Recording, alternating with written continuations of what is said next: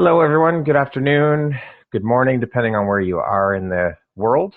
This is Brad Walsh, your host of the Empowerography podcast. Today, I have a very special guest with me, Marcy Ferro, an artist, painter, YouTube aficionado, and just an all-around awesome woman based out of Los Angeles, California, live with me here today. So, Marcy, how you doing today? I'm good. Hey, everybody. It's nice to have you on the podcast. Finally, we're able to get our schedules in sync and have you as a guest on here. I've been wanting to get you on here for a while, so this is good that we're able to do it. Yeah. What's the weather like today? It's like 70. It's pretty good. Nice. Excellent. Yeah. Okay, so let's jump in. I'm just curious. I've been kind of wrestling with this subject on my own in my own head and trying to figure out. And I'm going to write a blog post about it. But I was just curious your thoughts. Another artist. Do you think that people are born with artistic ability, or is this something that can be taught, practiced, and honed, and eventually someone can become artistic, or is it a bit of both? I think both. And I think that really applies to anything in life. Like, I don't think I was like born knowing perfect shading and, light and color mixture and blah, blah, blah. Like I didn't really know all those things when I was born. Definitely had an artistic inclination, but it's something that I've just been practicing my whole life. And people go, "Oh my gosh, you're so good at that." And I'm like, yeah, because I've done it a million times. It's just a lot of practice. And I think that really applies to anything. So there's definitely people that I'm sure are more artistically inclined than others. Right. But overall, it's just putting your heart into it and just practicing. Right. Yeah, the reason I was curious about that is because, some people are just born with a natural musical talent or musical gift, or athletes. Some of them are just born natural, like they have that ability in them. So I was just curious about the whole artistic thing in that regard as well, how that would play out. I mean, I guess some are born with that inclination, as you said. But I guess it can be honed and practiced. If you work at it hard enough, you can become artistic, I think. Yeah, I'm going to just switch the subject just a tiny bit, but take music, for example, because you brought that up. Personally, I love to sing. Like, it's one of my favorite things in the world. Now, am I anywhere near as good as my husband or, whoever, I don't know, Madonna or whatever? No, not at all. But I can look at my singing ability from 15 years ago and compare it to now. I'm like 6,000 times better because I've been practicing and practicing and practicing. And, so that's an ability. I don't think I was like born with an amazing voice. Like, some people really are truly born with an amazing voice. Other people, you really got to work at it. It has to be something you really want. I'm one of those people. It's something I really want. So I'm going to work hard and I'm going to go do vocal lessons. I got to do the warm-ups. I got to study how the voice works and how, pitch and all that stuff. So it's something that I really have to work at. It doesn't necessarily come naturally to me, but I have the drive and desire to do it. So I'm going to do it. And now I'm recording an album. Awesome. That's great. Yeah. Wow. Okay. Let's see here. What do you wish you had known when you first started out as an artist? Is there anything in particular that sticks out that you wish you knew, that you know now you didn't back then? I feel like the biggest thing is I wish I hadn't waited. Like, I know the funny thing is I'm only 34, okay? And so there's a lot of people that are, in their 50s, 60s or whatever that are really just starting their art career. And while it is something I've been working on for a long time, there's a lot of things that I feel like I pushed off until later, like, have to make money now and have to have a job and be stable and whatever, like all this stuff. And I just wish I had started earlier with knowing that I really could do it and just like putting my all into it, I think is probably the biggest thing. Just knowing that I could do it. You watch movies and read books and whatever. It's always like the starving artist. And that's kind of the general consensus. Mm-hmm. And so I think a lot of people go into agreement with that. And I did personally agree with that for years. Of course, also the person that I was in a relationship with was like, yeah, art is not a career. And, it's a joke to have that dream, which did definitely slow me down. But I think just once I decided to no longer agree with that, Mm-hmm. just do it, that's Yeah. when my life kind of took this big turn, So what do you say for people that are wanting to start a career in art and they've been told, oh, art is, because I've heard that many times too, you can't make money at art. This is not a career. That's a hobby. What do you say to people that have heard that and you've heard it yourself? So what do you say to the naysayers when you hear that type of negativity or that type of attitude or thought process? The only thing is just put it out. Like just ignore it 100% as much as you possibly can. It's very difficult to completely ignore things like that, and I know that. But you just have to well, first of all, look at that person. That's probably the first thing. Look at that person. Is that person happy? Are they successful? Are they doing extremely well in life? 99.9% of the time, the answer will be no. So therefore, you can just ignore them. Sometimes it is a successful person. But that doesn't necessarily mean anything either. They may have made their money in, not so happy ways or illicit ways or whatever. It's everybody can change their own thinkingness, and I only let positive people influence me. If I see someone that's happy and successful and doing well, then I'm going to take advice from them. If they are not, then I'm not going to. I'm going to just ignore it, and I will be nice and cordial and be like, okay, thank you for letting me know. Yeah. But then I'm going to just keep doing what I'm doing and ignore it. This theme keeps popping up lately. Surround yourself with like-minded people. So yes. that definitely helps the attitude and helps you. I think it helps people to keep their drive going and be more driven and focused on what they want to do when you surround yourself with like-minded people and positive people. Yeah, it's like, why would a broke person take financial advice from a broke person? You know what I mean? You wouldn't. You would take financial advice from someone who manages their money well and has plenty of it and knows what to do with it. It's the same thing with any career, and definitely the arts. The arts are probably the most attacked area in life. Artists are the most attacked because I think they're doing something just so good and beautiful that it's the easiest to attack. Yeah, you're right. I think people pick on artists and think that, like we said, that's not a real career and you can't make money off of that. And it's kind of sad when you hear that all the time from people. Yeah, but art changes the world. Exactly. Art changes everything. Fashion, movies, books, that's all art, and it changes everything. You look at the Renaissance, the Golden Age of Greece, all of these things that came after dark periods in history. Art is such a huge impact. So anyone that is negative to artists or puts down artists, in my book, is not a good person. They have something seriously wrong with them. It is probably the profession that should be supported and pushed the most, in my opinion.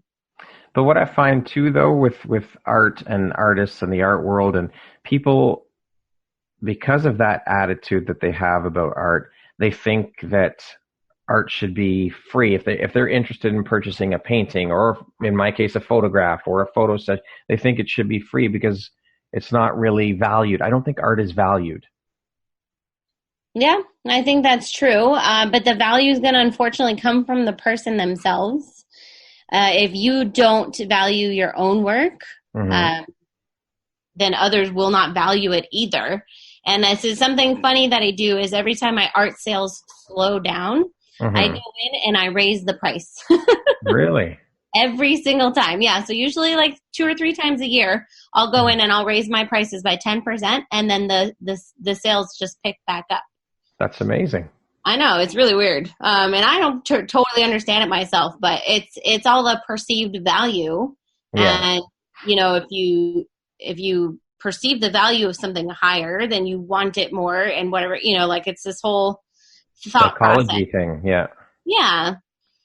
So but you have to value your work yourself. If you're not sure of your value, or if you're like on the fence on it yourself, you're going to probably have a really hard time selling anything. Well, I think you'll put that attitude or that vibe out there for people, and people will pick up on it, right? Right. Yeah. Okay. Have you had any formal art training, or are you all self-taught? All self-taught. Amazing. That's awesome. I didn't do well in art classes because I'm not really like a good follower. You like to color outside the lines. Yeah, it was like, sit here and draw this. And I'd be like, I don't want to draw that. I want to draw this over here. Or I want to draw something out of my head. And anyways, it, generally speaking, never went well. I still love my art teachers from school to death. But yeah, I never had any particular college or like specific art classes other than what I learned in school. Right. Okay. Could you tell me about one time when you absolutely knew? Was there one pivotal moment where you knew you had to be an entrepreneur or an artist as your career? Is there any one moment that sticks out? Well, I like had a job my whole life, and then in 2014, I was actually talking to my friend who is a business owner. She's a nutritionist, and I was telling her that I wanted to open an art studio, and she just literally was like, "You should do that right now. Here's the name of a realtor, and like here, I'll help you plan it and whatever." Like, wow, it made it real to me as something that I could do now, and I didn't have to like wait for a billion years until I was like somehow magically rich. I was like, I could actually do that right now. Now, mind you, it did totally tank. I did open the studio and it totally failed and whatever, but the point is it showed me that I could do it, and I learned so much from it, and I've twice gone back and had like a job, but it lasted for like 5 seconds because I'm like, nope, that's not my life. I am an entrepreneur. I am a, jump out of the airplane and build a parachute on the way down kind of person. It's like I would rather just go for it and live my life being miserably passionate than being in a cubicle. Like I couldn't do it. And being in a cubicle and being miserable. That's a very interesting term. Miserably passionate. I like that. That's a great term. I've never heard that before. But it's better to have tried it at least. At least that way you tried. You're not going to be thinking 10 years down the road, oh shit, I really wish when I was thinking about it, I opened that studio 10 years ago. Yeah. Right? Yeah, and it was it's ironic because I had that happen, and then last year there was also a specific point where I don't know, things were kind of just like really down in my life, which is funny because everything was actually going really well, but just myself, I felt like I was kind of like losing my direction and not really sure what I was doing.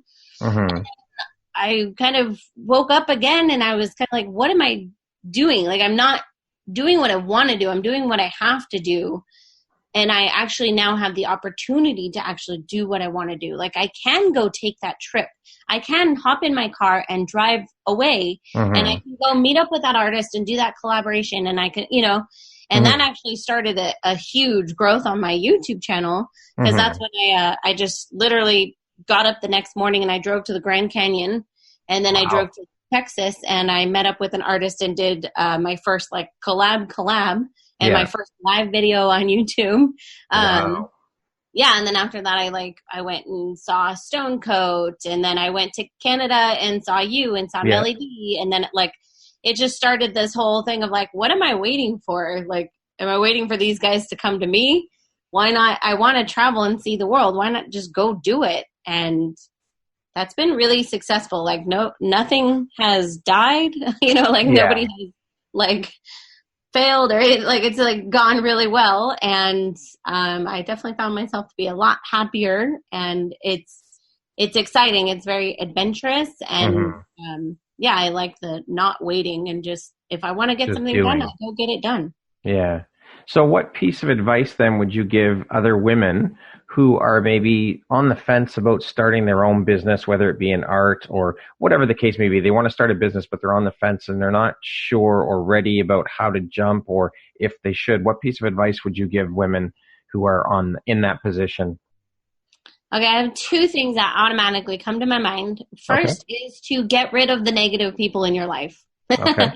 And that could be unfortunately a family member. It could be your spouse or something. But if that person is telling you that you cannot achieve your goals and your dreams, like it's going to be such an unpleasant battle. It's, I just think it's not worth it. And I'm not saying like you have to no longer talk to that family member, but maybe reduce the connection a little bit and just have pleasantries or whatever, but don't, you want to surround yourself with those positive people. If you have someone that's literally just holding you down and holding your back, you need to get that out of your life or you won't be able to succeed. It'll be a constant struggle and you'll be really unhappy. And then the second thing is to learn from successful people. So find a person or 2 or 10 that are doing what you want to do, more or less, because there's many ways to succeed. It could be on the internet. It could be, if you're talking about a visual artist, it could be in galleries. It could be art fairs. It could be online. It could be all over. There's tons of ways. Find someone that's doing something that you want to do and learn from them. Pretty much all the good people in the world are willing to mentor others. Yeah. And I have an open door policy myself. So people write to me in any way, shape possible. Like they Instagram me, Facebook me, email me, sometimes even text or call me, which is a little annoying, but whatever. Sometimes I'm like, come on. Yeah. But I have an open door policy and I go through and I answer all the questions that I possibly can. And I had to have a lot of help getting to where I am. So of course I'm going to help others get to wherever they can get to. Pay it forward kind of thing. That's amazingly selfless. And I think that most people, in the art community or I think overall, I think most people are more than willing to help others for the most part. If you ask, all you have to do is ask. If you don't ask, you're never going to get the help. And the worst someone can say is, no, sorry, I can't do that. Then you move on to the next person, right? Yeah, exactly. So speaking of success, you had mentioned successful people and success. How would you define success, Marcy? I mean, it's not like a monetary value on it. It's not like, oh, they have $1 million in savings. It's pretty much the person's happy and doing what they want to do. Awesome. I love that answer. That's a great answer. Yeah. What did you give up or sacrifice to get where you are today? Honestly, not a lot. The only thing is, I don't have a house, so it's like I took that money that I could have definitely went and purchased a house with and I invested it in my business because I think a lot more long term. The thing that I really, really struggled with, and this is like really personal, is my husband and I, we can't have children. Right. So there's obviously like in vitro or adoption, and those are both very expensive options. And generally speaking, especially for adoption, you have to have a house too, and all kinds of other things in place. So that's been kind of something that's weighed on my mind pretty heavily since around that 2004 time period. Oh my gosh, that was 5 years ago now. But anyways, it's like at that time, me and my husband had to sit down and be like, okay, what thing do we want to do? We can't do it all right now. Do we want to invest the money in ourselves, in the business, and then worry about kids later? Or would we rather do the reverse? And we chose to invest in our business. And it's kind of ironic because we're now at the stage where we're starting to revisit that. Okay. Yeah, so I'm like kind of hinted at adoption and stuff. We'll see. But that's been the hardest thing for me is other things that I definitely want in my life, but I have to kind of make the choice to put that on the back burner too. Right. Well, it takes a very strong person and mature person to be able to realize and figure out what's most important at the time and put those things aside and separate those things and figure out where your focus should go. Yeah, so. It's definitely not easy, but it's something that has to be done. Otherwise, you get yourself into just a big fat maybe where you don't do anything because you can't decide. Right. So what do you think is your unique skill set or superpower that has helped you become successful? I think my persistence. Like I have kind of an insane persistence and drive. Mm-hmm. Yeah, I mean, it's like you have to really be able to stick with things for long enough to really make them work and make them succeed. And I think that's where a lot of artists maybe fall down to, is they try for like a few months or a little while and it doesn't go, and then they just give up and they go back to doing something else. Mm-hmm. I've never really had like a plan B. Right. You know, I'm just, I'm going to make it, and that's that. And I don't have a doubt in my mind. Mm-hmm. I have a backup plan. I don't actually need one either, though, because I also make income from so many sources. Right. And it's not also all my eggs in one single basket. So if one thing were to fail, I have another 10 sources of income. Okay. But yeah, just being very persistent and knowing 100% that I can do this. That's awesome. That's a great way to look at it and a great way to think, and have multiple sources of income, and just that there is no room for failure. Yeah. That's amazing. As an artist, painter, which other artists, do you admire or look up to? Are there any 2 or 3 in particular that you admire their work and look up to them?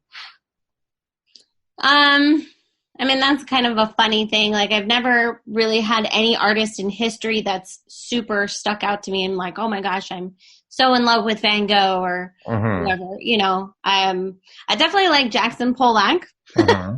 Because I think that's kind of more my style, and I think he was very like think outside the box, and I don't really care what you guys think. And then there's definitely contemporary artists. I mean, I learned mixed media from a girl named Clara Berta. Okay. And she is another Los Angeles artist, a very, very successful mixed media artist. And I don't even know how I came across her.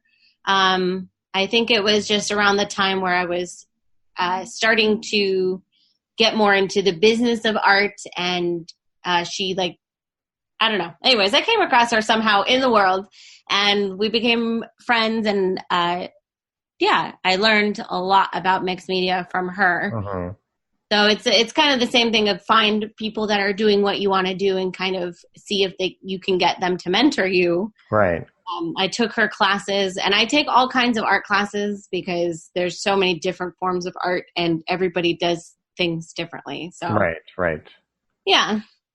How important is that attitude of I don't give a shit whether you in particular like my art, I'm creating for me, as opposed to, because I noticed that some people get stuck in this tunnel or mindset of, oh, I have to create art for other people. I have to have the approval of other people for my art.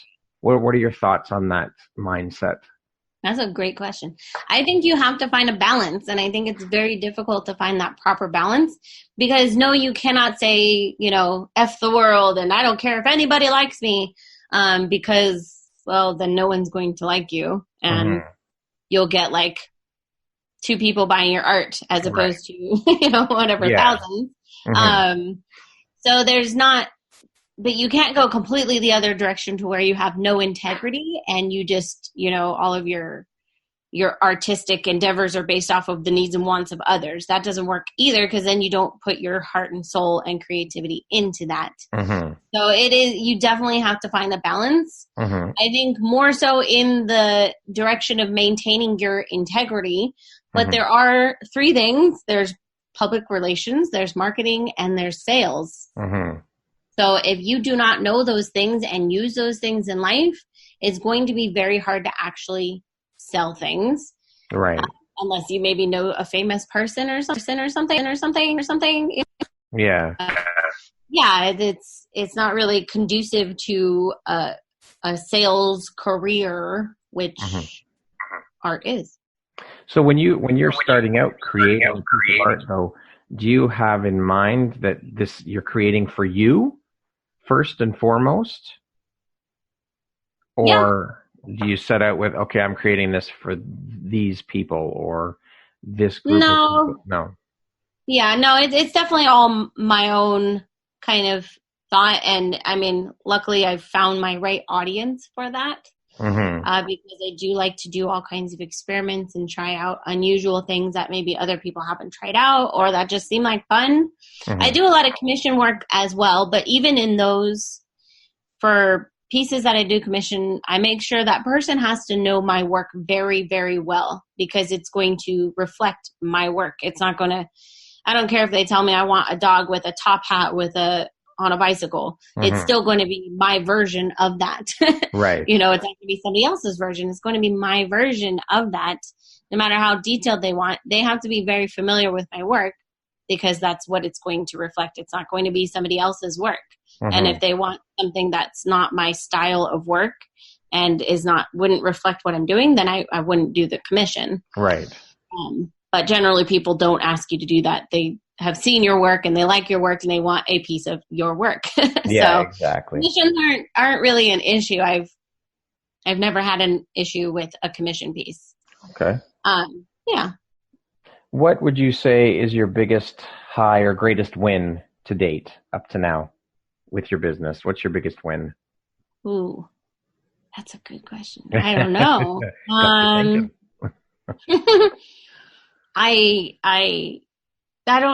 don't think I can answer that one because I don't have I don't hit a goal and then that's like an end all. Right. There's always the next goal. There's always the next goal. So obviously hitting 100,000 subscribers was amazing.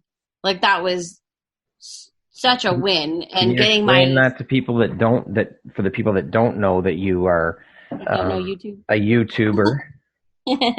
Well, so on YouTube, getting to 1,000 subscribers is the first hurdle. That's pretty hard. But then after that, it's 100,000 is the goal. And that's kind of the first YouTube milestone, really. Okay. So they send you a silver play button and everything. Wow. Is engraved with your name. And it's a big deal. So yeah, that was really, really a good acknowledgement and really showed me that I really could do that. And from there also, it just, I don't know. I got a book deal as well. Awesome. Congratulations. That's amazing. Yeah. So that was also just really a win for me because I've always wanted to write a book. I didn't have any specific type in mind. It wasn't I want to write an art book or a nonfiction, whatever, I just wanted to have a book published. It was on my bucket list. So then when I was approached by a publisher, that was just huge to me. And it showed me that I am really an opinion leader in my field to the point where they want me to write a whole book about it, Amazing. So have you started writing? Have you finished writing? It's done. It's published October 1st. It's actually available for pre-order right now. So you can go on to Barnes & Noble and type in Marcy Ferro and my book will come up. Awesome. That's incredible. I know. It is.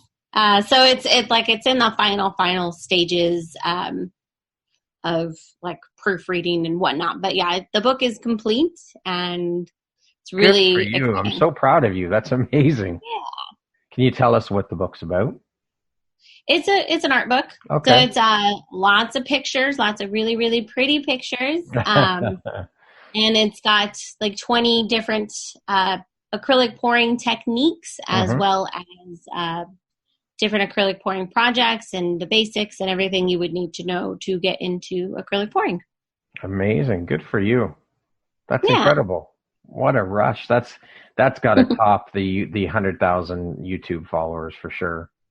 It's pretty close. Definitely when I got my first advance check, everybody at the post office knew. We had a in there. And then the second that they told me it was available for pre-order, I was like, oh my gosh, it's so I don't know. The funny thing is it's not even something that's going to make me $1 billion, right? But it's such an accomplishment. And I know how much effort that I put into that book. It actually was way more work than I ever anticipated. Yeah. And so it's really cool. Amazing. Can you tell the audience the title of the book so they know and again, tell them where they could find it? So you can find it, I'm going to check. I think it's available currently like for pre-sale on, I know it's on Barnes & Noble, and I believe it's also on Amazon. And then they're putting it on another few websites if it hasn't gone up already, and it's called the Paint Pouring Workshop. Amazing. So look out for it, folks. Marcy Ferro, the Paint Pouring Workshop, available for pre-sale right now. That's awesome. Yeah. If you could go back and give your younger self one piece of advice, whether it be in life or in business or anything of that sort, what would that one piece of advice be to your younger self? Stay away from the negative people. Again, the negative people resurfacing. Well, it's honestly my biggest downfall in life. It's the thing that slowed me down the most, because my family is amazing. My parents are just so amazing. So I never luckily ran into that issue with them. My parents always told me that I could do whatever I wanted, and I could be anything I ever wanted, etc. Full support. But then I would get into these relationships, and like I was with an artist at one point, and he would always compare my art to his, and mine was never as good, of course. He was a painter as well and drew and whatever. And so I actually found that I actually stopped art for a couple years. Wow. And then in another relationship, and it was like, oh, you can't make a career out of that, and like that's not possible, and that's stupid, and you're not that good, and blah, but very like underhandedly, to where I didn't even really notice it that much. And then since leaving that, just noticing how much I'm flourishing and prospering and doing well, it's huge. I think that's really the biggest thing. And a lot of times people don't even notice it, because the people that are doing that generally pretend to have your best interest in mind. Right. They pretend that they're helping you, and they may even think that they're helping you, but they're really not. Right. So I'd say that's the biggest thing, is just, if I could go back in time, there's a few people there that I would have completely avoided, and it would have made my life completely different. Now, as a woman in the art world, do you think that your journey to where you are now has been any more difficult because you're a woman? Do you think that this is something you've had to face along the way? No. No. Okay. Has it been easier because you're a woman, do you think? No? I don't think so. Okay. I mean, I guess if you look at history, the most famous artists were men. I think that's just because the world has changed. Like back in the day, women were mothers, and they took care of the household, and that's just what they did. They weren't career people. So I think it's just nowadays, with women being in the workforce, you're going to see a lot more of that. So I don't think it's that it was more difficult in the past for women specifically, as just it just wasn't what was done. It just wasn't. Women were at home and they took care of the kids, and the man went out and made the money, and that's just how it was for up until 50 years ago. Not that long ago. But now, if you look at the artists on YouTube, for instance, I'd say the majority of them are women. Wow. Yeah, like a high majority of them are women. And I know my audience on YouTube is like 75% women and 25% men. And that's despite the fact that I'm super gorgeous. That's right. Yeah, but it just shows you that it's definitely an area that there's a lot of women interested in, and a lot of women coming up in. And I think that's true a lot for a lot of the arts. Yeah. Okay. What, keeping on that track, what would you say is the best advice you've ever received? Again, whether it be in business or in life or as an artist, any of the above. Another tough one. I've stumped you. Stumped me again. I don't know. I just think of my dad, and he just my entire life has told me that I can do anything that I wanted. Like, just to keep going. Yeah. Just literally just keep going and it will work out. And sometimes I look at him and I say, "You're full of shit." And stop saying that, Dad. He loves to say, his words specifically are, "Everything will be okay." Right. And it's funny because I actually have a whole song about that on my album now. But yeah, it's true. As long as I've just kept that in mind and just kept going, no matter what opposition I ran into, it's always worked out. Always, always, always. You just have to keep that positivity and keep the drive going. Yeah. And lastly, what does the word empowerment mean to you, Marcy? I think that is something that comes from within, personally. Because if you look at the world, you can, there's plenty of super rich people that have everything they could possibly need to achieve everything they could possibly need to achieve, and they don't, because it's not a money or a time thing or a social status or whatever. None of those things are necessarily a factor. So I think it's something that's from within, and it's just that same message of knowing that you can do it and it's fully within your reach and capabilities to be successful at whatever you want to be successful at. Awesome. Well, I just wanted to say thank you very much for taking the time to spend with me here today. It was a pleasure chatting with you, as always. My name is Brad Walsh, host of the Empowerography podcast. My guest today has been Marcy Ferro, artist, author, YouTuber, amazing woman, musician, all of that. It's been an absolute pleasure having you on the show, and I look forward to chatting with you again. Hopefully you'll come back maybe once your book is out and your album is out. You can come back and we can chat about all that stuff. Sounds good. Awesome. Thank you, Marcy. You have yourself a wonderful day. Thank you again for being a guest, and we'll talk soon. All right. Sounds good. Bye. Thanks.